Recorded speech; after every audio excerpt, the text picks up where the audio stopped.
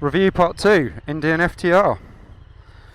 I've been requested to do more of a walk round from other viewers, so immediately it's a much bigger bike. It's probably when you sit on it, it feels like you're right over the front actually. You barely see anything other than the front wheel, but it's not a bad thing.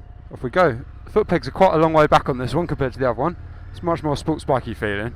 This is Street Fighter basically. Oh, it sounds beautiful. It's a really deep thumble. Which, to be fair, the Ducati was as well. Yeah, it sounds angrier. It's that twin noise. Oh, yeah. It's a bit more rapid as well, shall we say. That was brutal. Oh man, it feels like there's no bike under me. You're literally hanging over the front wheel. I'm not massive on these digital dashes, to be honest. Apparently you can swipe through it and change it to different things like that. You can go into your menus and set it into standard mode. No, we don't want that. We want sports mode, don't we? Juicy mode. And God knows what else you can do. Traction control on and off and all that sort of thing. He told me where to go and I've immediately ignored him and fuck knows. Right, so you've still got an 8,000 rev top out basically there. What are we on at the moment? 3, so we're right down in the chuggy period of a V-twin. That is brutal. That's almost pulling my arms off when I turn it. Like literally from the bottom of the range. What time did I leave? It's a big old lump. It doesn't feel very heavy actually. It feels quite a playful little thing, even just sitting still. I think my biggest initial concern about this would be, is it too powerful just riding around town? This is an exciting bit of video for you, isn't it? See, the temperature's 98 degrees. It's done 100 miles since someone pressed a button. It's 30 degrees out, which is freaking hot, and we're heading east. Why they needed to put a compass, I don't know. How does it deal with curbs? Yep, pretty good. Suspension feels quite nice actually. I'd say the seat's not as comfortable as the Ducati, but it's still not bad. Only thing is, because it's quite like angry Street Fighter sort of thing, it's sitting you forward in the seat a little bit, so yeah, I think your bum's probably going to get sore after a while.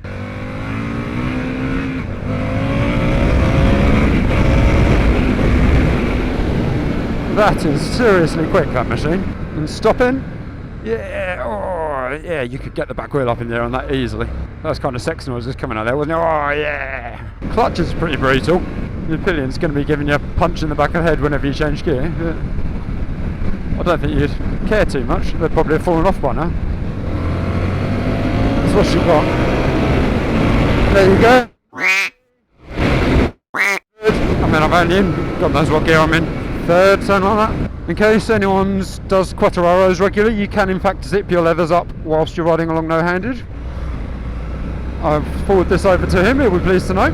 I kind of want to stoppie this now, the way those brakes kicked in like that, I'm scared. Oh mate, they are savage. I suspect this will lift, if I'm brave enough to do it. Very easily. Well, that's a little wheelie beast that. Right, sensible mode, 30 mile an hour at Ingham. Don't upset the neighbours. You can probably tell from my voice that my initial opinions on this are a little bit different to the Ducati Scrambler 800 and maybe even the Tiger. The funny thing is, it's got a decent back seat on it. You could quite merrily strap quite a load of luggage to that, I reckon. Let's have a turn around and have a look when the car's gone. There we go. Yeah, it's got loads of room behind us. I'm not brave enough to clutch wheelie this, or am I? And the mirrors are pretty crap, so you're never going to know if there's a police car behind you. It's just not as nimble as the little 800 Ducati, which is to be expected, but it's plenty. Oh, it's quicker turning than my Tiger because of the small front wheel, I think. I meant to say when I was walking around the bike earlier on, I'll put all the stats and details up of the horsepowers and torques and that, but I got a feeling it's about 115 brake. It's got plenty in a bike this size, but it is torquey as hell. Let's try it's got 6 gears. Right, 6th gear. Open bit of road, speed camera sign. 40 mile an hour. I'm going to watch that speedo. In 6th this is. Roll on. Yeah, she struggled a bit at the start, but it soon stopped struggling. I mean, that's still going to out-accelerate a car in 6th gear at 40 mile an hour.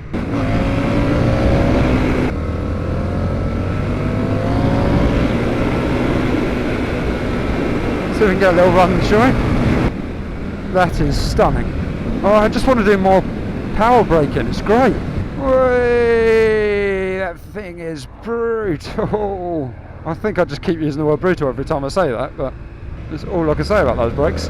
It feels like it's really short bike, so it just feels like every time you accelerate it wants to stand up on the back wheel, and every time you brake it wants to stand up on the front wheel. But at the same time it's lovely and stable. I suppose better run over some of the normal stuff. Clutch is a clutch. I mean, there's some writing there that says Indian. There's a LCD, you can probably, like, you know, plug your GoPro into it, or God knows, control a vibrator these days. You don't really need to control a vibrator with a V-twin. You can just sort of chuck it down at 3,000 revs and go like that. That's all you need. I've not had a chance to get this on any gravel. I mean, I'm not counting this, but I don't think it would be very good off-road. They do a spoke-to-wheel version with 2-inch higher bars, and I think that would make the world of difference. I did read a review saying the 2-inch higher bars is just better even on the road, and that kind of makes sense. I think it would give you a bit more of a sat-back open position, but you could probably just fit risers on this. Standing up on this is a bit daft. It feels like you're standing up on a sports bike. Handles like shit for it as well. No, it's definitely a road bike wheel. I think it's a 16 on this, rather than, like, well, as a comparison, the Triumph Scrambler 1200's got 21-inch front wheel on some versions of it, which is the same as my Tiger. Oh, let's do all three, because we've got so much power. See, it's safety. That's what power's all about. If I hadn't had that much power, I would have had to do 3 separate overtakes there. Bada bing, bada boom. Oh! So that was a fully accidental wheelie. It came up too easy. Officially the easiest wheeling bike I've ever ridden. I'm going to struggle to look for downsides on this, I'll be honest, because I want one. If I was jumping on a motorway to go to Edinburgh, I think this would probably be a bit sucky. I think the seat would get uncomfortable pretty quickly. There's a lot of wind blast, you've got no screen on there at all. But you're sitting at 70, 80 on a motorway, you're getting pretty wind blasted on this thing. Probably not going to want to put big panniers on it, but a couple of leather throw-over bags is going to look pimp on this. Personally, I don't like this colour scheme, but there's loads of other ones available. That's like a BBC line, isn't it? A white colour scheme, other colour schemes are available. Maybe you're just an idiot and you don't like the sound of V-twins, that could put you off it, but just don't buy a motorbike then, really. Probably just end it all generally. Listen, you like V-twins, everyone likes V-twins. I don't actually want to do an 0-60 on this, I'm a little bit cautious about it.